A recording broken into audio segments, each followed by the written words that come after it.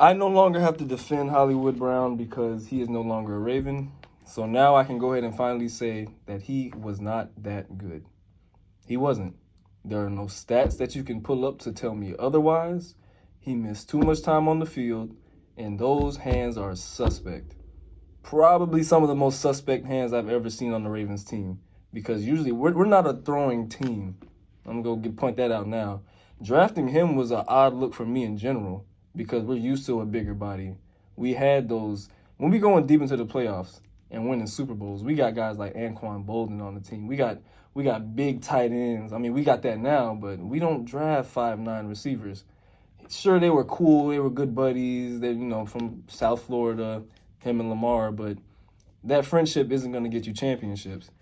And with the way Hollywood Brown was set up over those 3 years, it just didn't work. And I'll go down the line. I'll go year by year.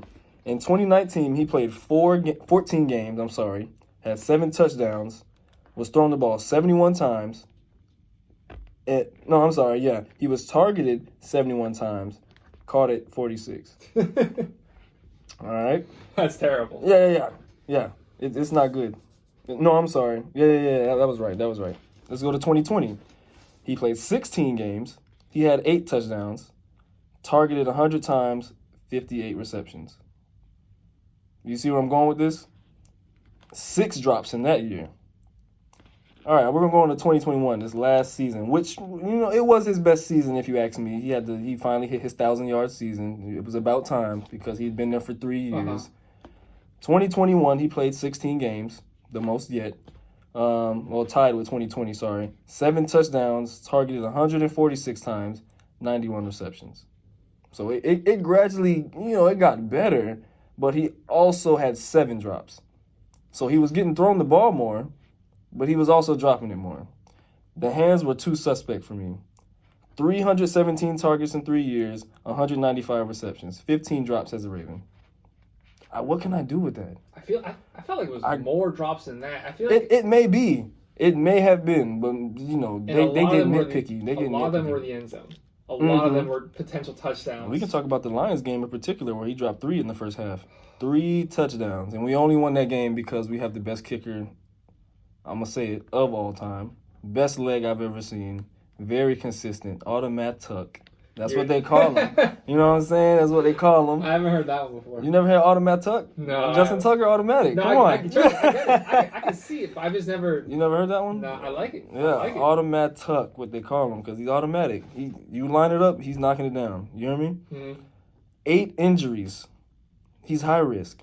He had 8 injuries from December 1st, 2018 to November 17th, 2021.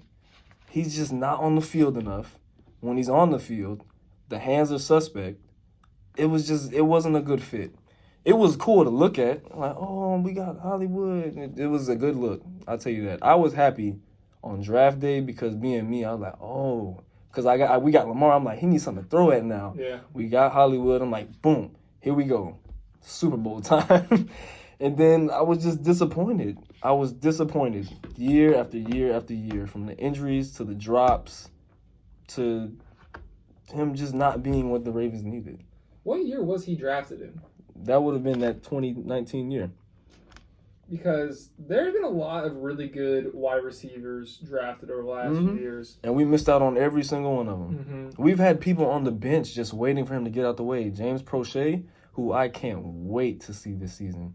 Oh, I've been waiting to see him play. You know what I'm talking about? From, what was that, Kansas?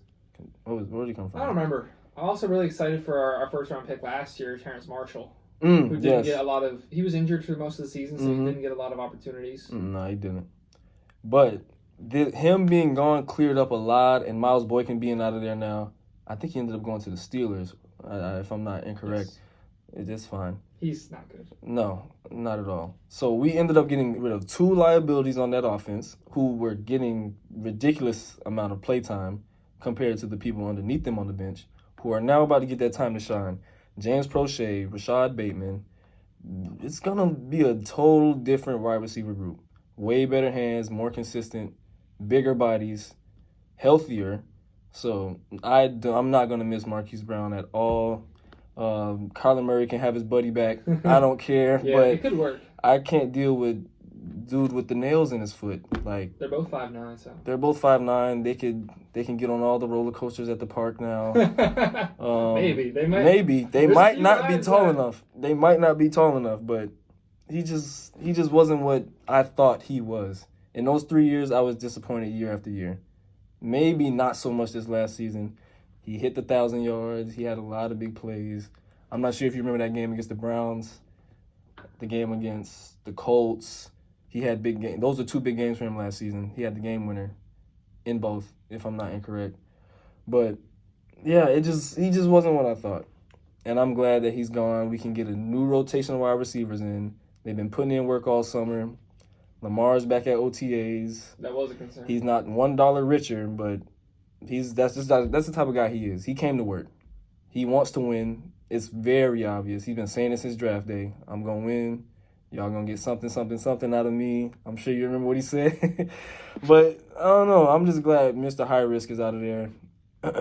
But we'll see. We got new receivers, better receivers in my opinion, but I'm looking forward to the season now that he's gone. Are you concerned with